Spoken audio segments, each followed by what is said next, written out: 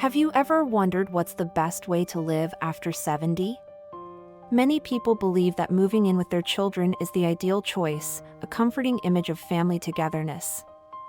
But today, I invite you to consider another perspective, one that prioritizes your happiness, health, and personal freedom.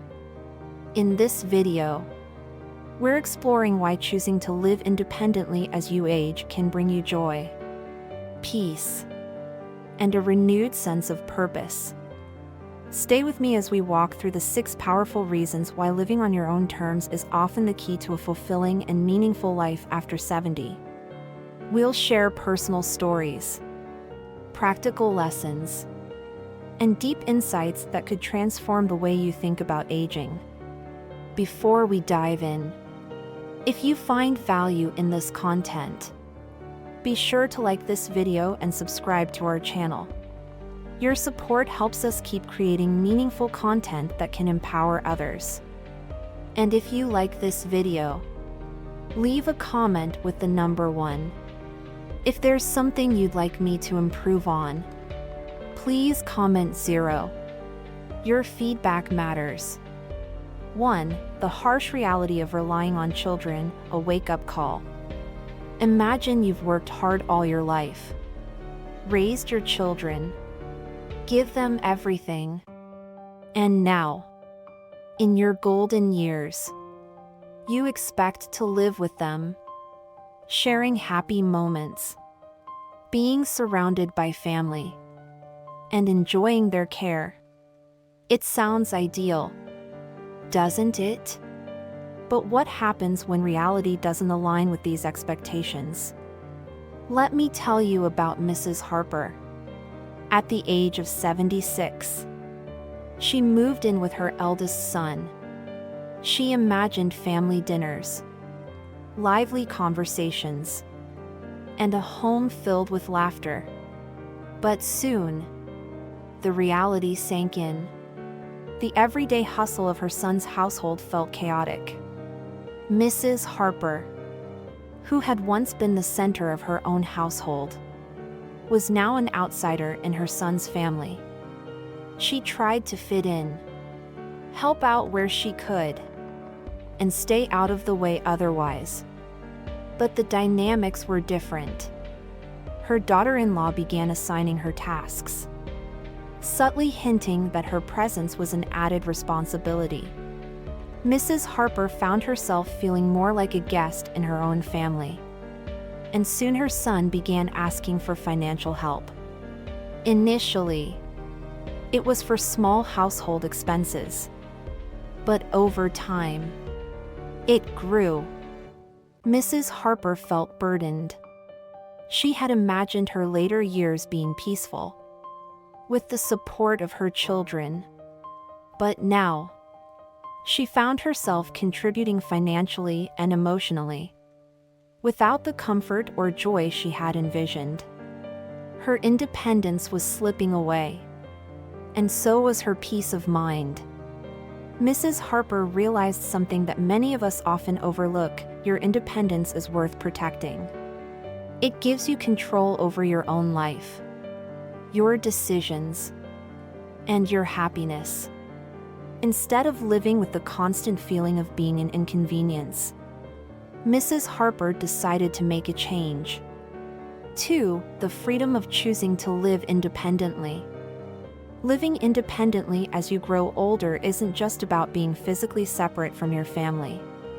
It's about having the freedom to create the life you want. Mrs. Harper decided to move back to her own home. And though it was a difficult choice, it changed everything. Back in her own space, Mrs. Harper found her strength. She hired help for the heavy work, but she took care of the things she loved, like gardening, cooking her favorite meals, and taking long, leisurely walks. Slowly but surely, her physical health improved. She felt stronger, more in control, and most importantly, she was happy. Living independently doesn't mean being lonely. Mrs. Harper invited her neighbors for tea, reconnected with old friends, and even started a small book club in her living room. She was no longer just surviving, she was thriving. And her children? They were happy too, seeing their mother strong, content, and in good health. 3. Maintaining personal assets, a key to empowerment. One of the biggest mistakes elderly people make is giving away their assets too soon. It often comes from a place of love, a desire to make things easier for their children. But what happens when you give away everything and have nothing left for yourself? Meet Mr. Johnson. He transferred his home to his children while he was still healthy. He trusted them completely and thought it was the best way to avoid any inheritance issues later. But once the house was no longer his, things began to change. Suddenly, his children were making decisions about the property, decisions that didn't include him. He was asked to move out of his own home to make way for renovations that his son wanted. It was heartbreaking. Mr. Johnson found himself living in a small rented room, feeling displaced in the very life he had built. This was a wake-up call for him, and it should be for us as well. The lesson here is simple: keep your assets. They are your safety net. They provide you with options, and they give you leverage. You don't have to give everything away to prove your love to your children. You can provide for them when the time is right, but always make sure you're secure first. 4. Rediscovering yourself through hobbies and community. Living alone in your later years can open doors you never knew existed. It's an opportunity to rediscover yourself, to dive into hobbies you never had time for, and to connect with your community. Take Mrs. Thompson, for example. After her husband passed away, she found herself alone in a quiet house. At first, the silence felt unbearable, but then she decided to fill it with creativity. She had always loved painting but never had the chance to pursue it. Now, she took up a brush and started creating. Her paintings became her therapy, a way to express herself and process her emotions. Mrs. Thompson even joined a community art class and made new friends. These weren't just any friendships, they were connections built on shared passions and mutual understanding. Her days, which once felt empty, were now filled with laughter, color, and a renewed sense of purpose. She had found herself again, finding a hobby, whether it's painting, gardening, writing, or learning an instrument. Keeps the spirit young. It gives you a reason to get up every morning, something to look forward to. It keeps your mind sharp, your heart light, and your soul happy.